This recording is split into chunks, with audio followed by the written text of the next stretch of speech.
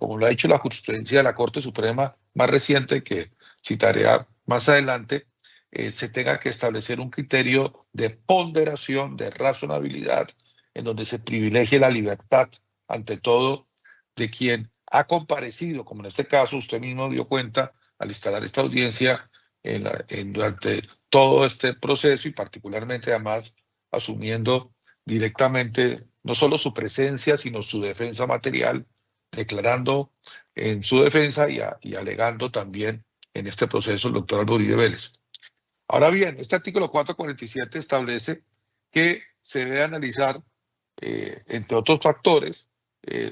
acerca de las condiciones individuales, familiares, sociales, modo de vida y antecedentes de todo orden.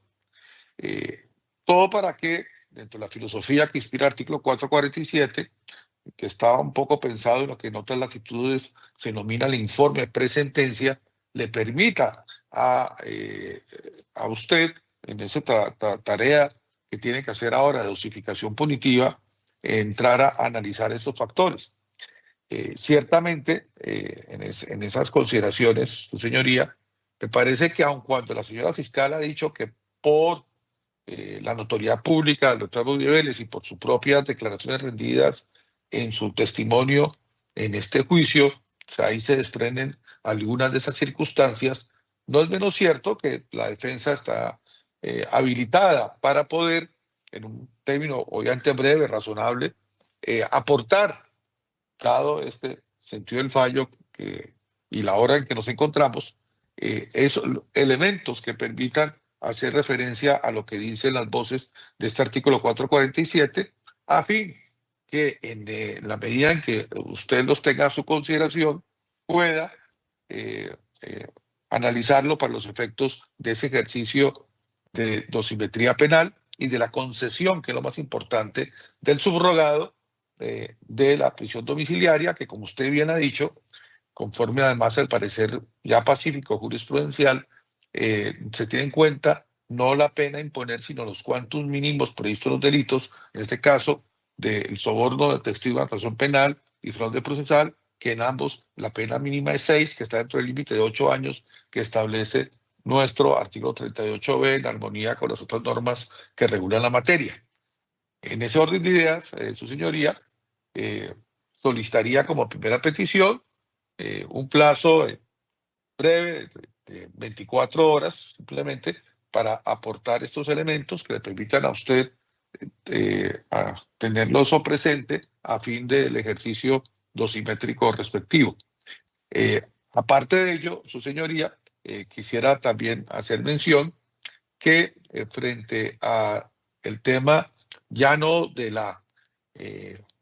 concepción del subrogado, que está claro que usted ya también lo ha anunciado, y el señor agente del Ministerio Público de la misma manera, y que es pacífico ese parecer, es importante tener presente que a efectos de la determinación de una eventual o hipotética orden de captura para cumplir la sentencia por imponer, que además no estaría ejecutoriada, la jurisprudencia más reciente ha establecido, no solamente a partir de lo que ha dicho la Corte Constitucional en la sentencia de unificación 220 del 24, con ponencia de la magistrada Natalia Ángel, sino también en relación con la circunstancia como lo ha interpretado la honorable Corte Suprema de Justicia recientemente en la sentencia STP 732 del año 2025, del 23 de enero del año 2025, con ponencia del magistrado Diego Eugenio Corredor Beltrán, y especialmente en la medida en que en esta decisión de la Honorable Corte Suprema de Justicia, haciendo un análisis de la jurisprudencia además constitucional, considera en lo fundamental lo siguiente que quiero tratar de citar de la manera más exacta. En primer lugar, establece que efectivamente,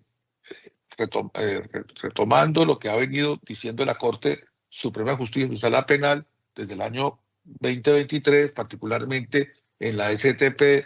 8591 de ese año 2023, del 23 de agosto, radicado 130 847, en este proveído de este año de ponencia del magistrado Corredor Beltrán, establece, ni más ni menos, la necesidad de entender, y esto es muy importante, textualmente lo que se dijo. Allí dice textualmente la Corte Suprema de Justicia que el encarcelamiento de quien está en libertad no opera de manera automática ante el anuncio del sentido condenatorio de la sentencia, pues su disposición, en todo caso, requiere un mínimo de argumentación sobre la necesidad. Esto es, las razones básicas que llevaron al juez a disponer la privación de la libertad en esta fase y que soportan la emisión de una de captura inmediata. También se indicó, dice la Corte Suprema de Justicia, que el juez podía tener en cuenta, además de la negativa a subrogados, que en este caso sí se daría uno de ellos, los antecedentes de evasión procesal, de acciones dilatorias, comparecencia forzada o conducción policial, así como el riesgo de la administración de justicia. De manera que, con independencia de las discrepancias en esta materia, frente a la hermenéutica del artículo 450 de la Ley 906 del 2004, concluyó la Honorable Corte Suprema de Justicia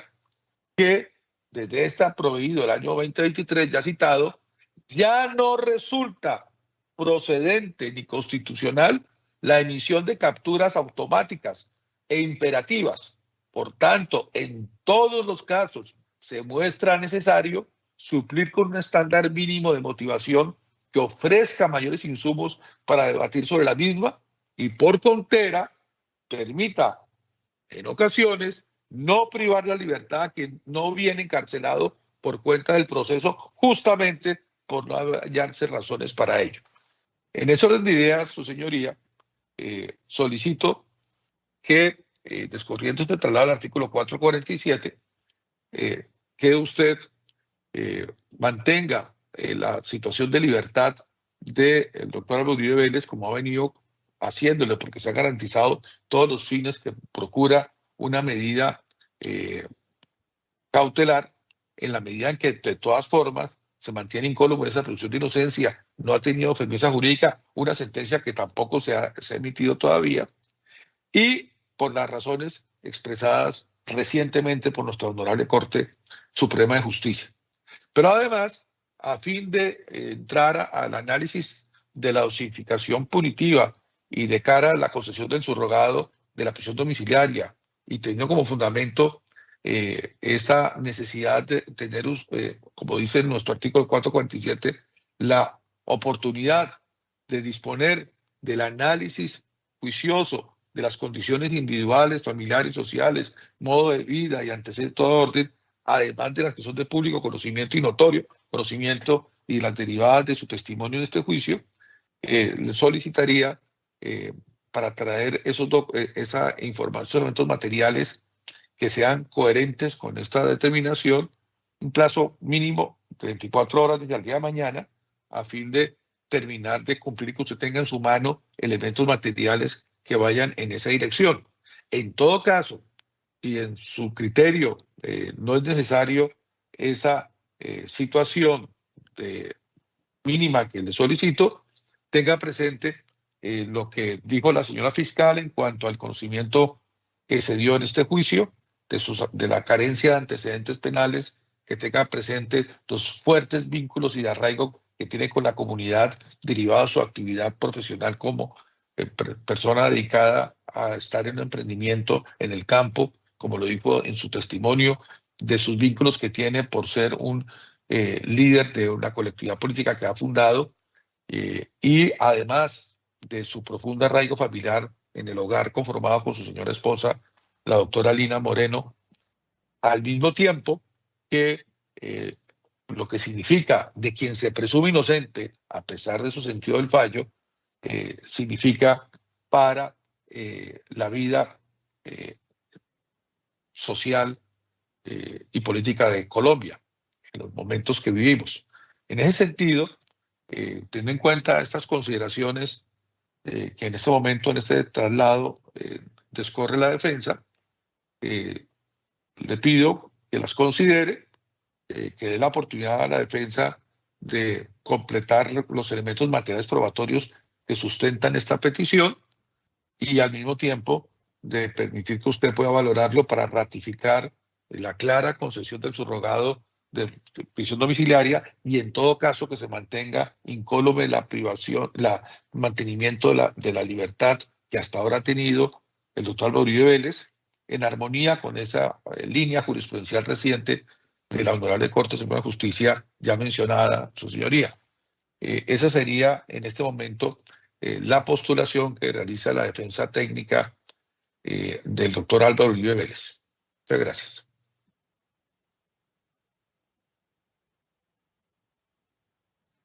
Doctor Jaime Enrique, pues sabemos que todos los documentos que se discutan y que se incorporen al proceso pues deben ser discutidos,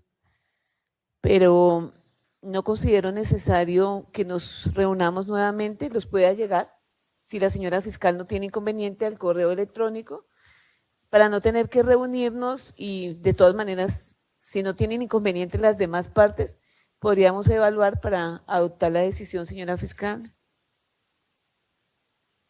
De acuerdo, su señoría, considero que la remisión al correo y compartiéndolo a quien le habla sería suficiente garantía para la introducción y el análisis que usted debe realizar. Muchas gracias. Doctor Reinaldo. De acuerdo, su señoría. Doctor Vladimir. Sin ninguna objeción a que se haga de esa forma. Perfecto, entonces, doctor Granados, se le autoriza para que los remita con copia a las demás partes para que no tengamos inconveniente.